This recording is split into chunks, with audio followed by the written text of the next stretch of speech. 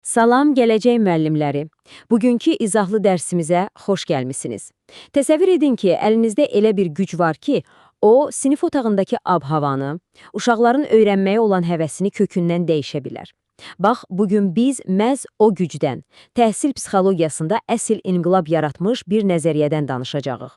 Söhbət Carl Rogers'ın məşhur şəxsiyyət yönümlü yanaşmasından gedir.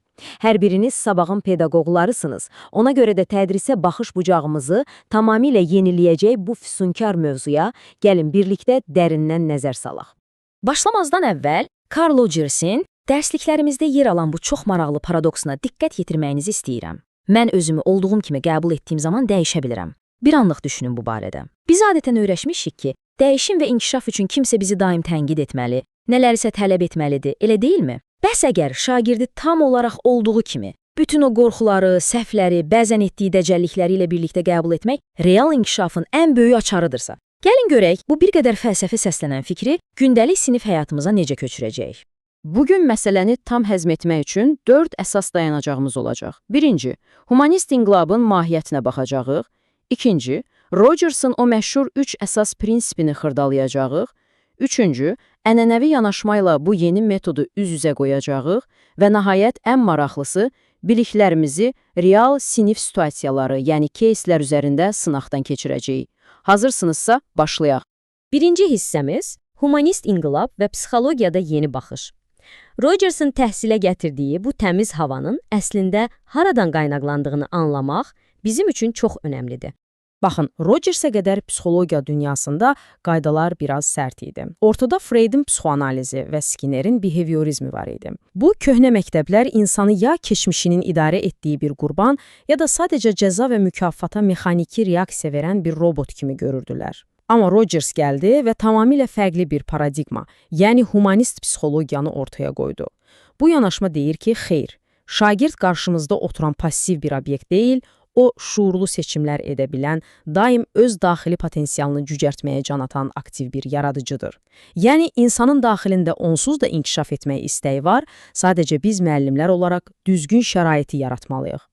Yəni, məsələ çox sadədir. Qorxu, daimi mühakimə və cəza qorxusu olan bir yerdə uşaq inkişaf edə bilməz. Belə bir mühitdə uşaq sadəcə qabığına çəkilir, müdafiəyə keçir və bütün enerjisini cəzadan qaçmağa xərcləyir. Amma əgər biz o psixoloji qorxunu aradan qaldırsaq, şagirdi tam olduğu kimi şərtsiz qəbul etdiyimiz bir məkan yaratsaq, bax o zaman əsl möcüzə baş verir. Uşaqdakı daxili potensial çiçək açır. Öyrənmə artıq quru bir əzbərçilik yox, həvəslə kəşf edilən mənalı bir təcrübə olur. Keçirik ikinci hissəyə. Tədrisin bünövrəsini təşkil edən 3 əsas prinsip. Yaxşı, bəs bu qızıl mühiti biz necə formalaşdıra bilərik? Rogers deyir ki, şəxsiyyət yönümlü yanaşmanın bünövrəsində 3 böyük sütun dayanır. Şərtsiz müsbət münasibət, empatiya və kongruentlik. Bunlar sadəcə qulağa xoş gələn hansısa fəlsəfi sözlər deyil, ha. Bunlar sağlam bir sinif qurmaq istəyən hər bir müəllimin çantasında olmalı, ən güclü alətlərdir. Gəlin indi bu alətlərin hər birinə tək-tək diqqətlə baxaq. Birincisi, şərtsiz müsbət münasibətdir. Gəlin açıq danışaq. Bəzən fərqində olmadan uşaqlara elə hiss etdiririk ki, güya yalnız 5 alanda və ya səssiz oturanda bizim hörmətimizə layiqdilər. Amma şərtsiz qəbul tam əksini deyir. Sizin şagirdə verdiyiniz dəyər onun qiymətlərinə, bugünkü tapşırığı necə yazmasına bağlanmamalıdır. Biz o uşağa sadəcə bir insan kimi heç bir şərt qoymadan hörmət edirik. Uşaq da bunu hiss edəndə daha mühakimə olunmaqdan qorxmur, diqqətini və enerjisini tamamilə dərsi anlamağa yönəldir. Bu, etimadın ən əsas təməldaşıdır. İkinci addımımız empatiyadır. Amma diqqət edin, mən sadəcə uşaq danışanda yalandan baş yelləyib, hə, səni başa düşürəm, deməkdən bəhs etmirəm. Əsl empatiya biraz fərqlidir. O sözün əsli mənasında dünyaya həmin uşağın gözü ilə baxmaqdır. O an onun nə qədər həyəcanlandığını, nədən qorxduğunu içdən hiss etməkdir. Təsəvvür edin, sinifdə belə bir dərin empatiya yoxdursa, müəllimin qışqıraraq tələb etdiyi o avtoritar hörmət yalnız qorxu yaradacaq və o qorxu da axırda mütləq şəkildə uşağı dərslərdən tamamilə soyudacaq.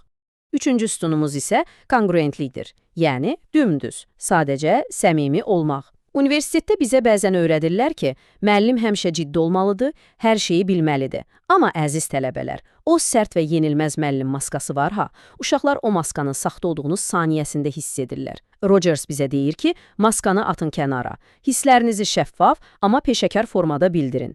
Məsələn, sinifdə küy qopanda yalandan gülümsəyib hirsinizi boğmaqdansa, səsküyün dərsi sizə necə çətinləşdirdiyini çox səmimi şəkildə uşaqlarla bölüşün. Fərqi dərhal görəcəksiniz. Bu prinsiplər bir araya gətirib sinifdə tətbiq edəndə mənzərə sözün əsl mənasında dəyişir.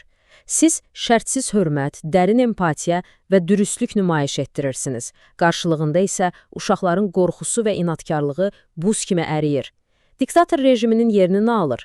Çox gözəl bir əməkdaşlıq, sual vermək cəsarəti və komanda ruhu. Dərs sadəcə quru məlumat ötürmək prosesindən çıxır. Şagirdin şəxsiyyət kimi böyüdüyü canlı bir prosesə çevrilir. Gəldik üçüncü hissəyə. Ənənəvi yanaşma ilə Rogersin yanaşmasının müqayisəsi. Gəlin o gözəl nəzəriyyəmizi biraz da reallıq testindən keçirək. Görək, köhnə üsullarla bu yeni humanist metod qarşı-qarşıya gələndə fərq necə görünür? Fərq əslində yerlə göy qədərdir. Ənənəvi müəllim yalnız görünən nəticəyə, məsələn 2-yə fokuslanır.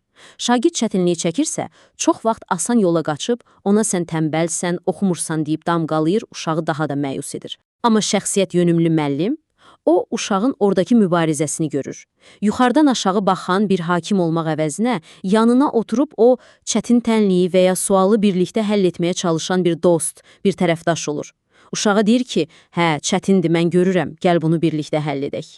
Və 4-cü bölməmiz ən həlledici, ən maraqlı hissəyə gəlib çatdıq. İndi isə biliklərimizi real məktəb həyatından götürülmüş situasiyalar, tam olaraq sertifikasiya tipli ssenariyalar üzərində sınayacağıq. Təsəvvür edin ki, artıq sinifdəsiniz. Hazırsınız? Birinci situasiya. Dərs gedir. Çox maraqlı bir sual vermisiniz. Uşaqlardan biri risk edib əlini qaldırır, amma tamamilə səhv cavab verir. Və o saniyə arxa portallardan qəhqəhə qopur. Hamı ona gülür. Sizin o min bir əziyyətlə qurduğunuz güvənli mühit sarsılır.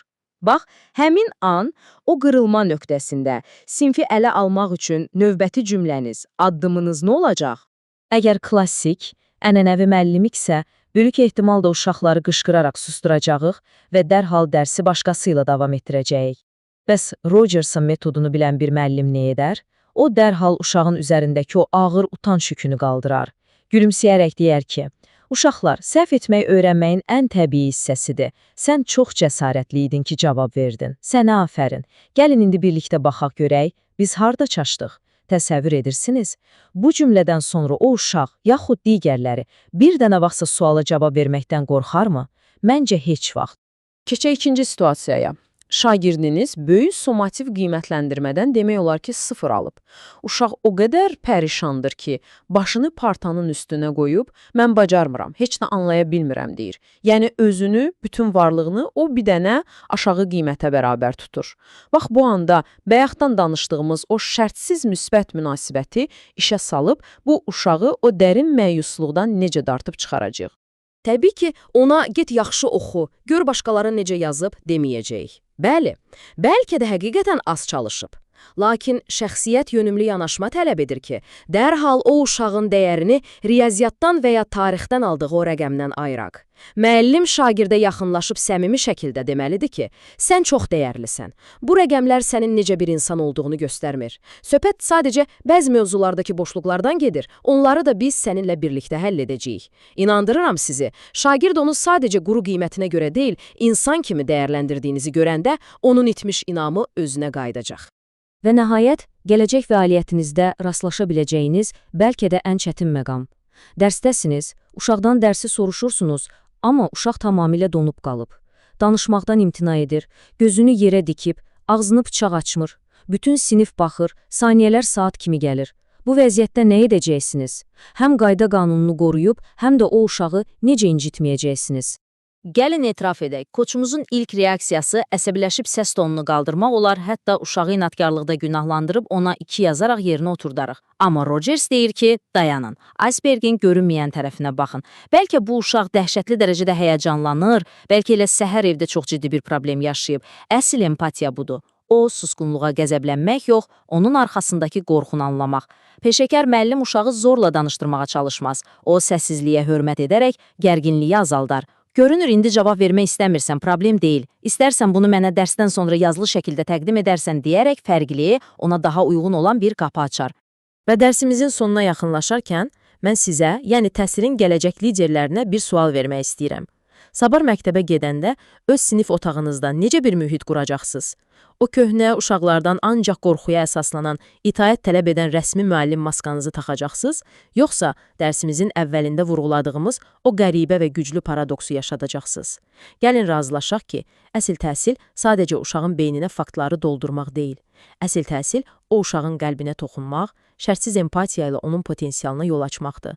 Hansı müəllim olacağınıza isə siz özünüz qərar verəcəksiniz. Dəyərli tələbələr, bugünkü izahlı təqdimatımızda bizimlə olduğunuza görə təşəkkür edirəm. Gələcək dərslərimizdə görüşənədək. Uğurlar!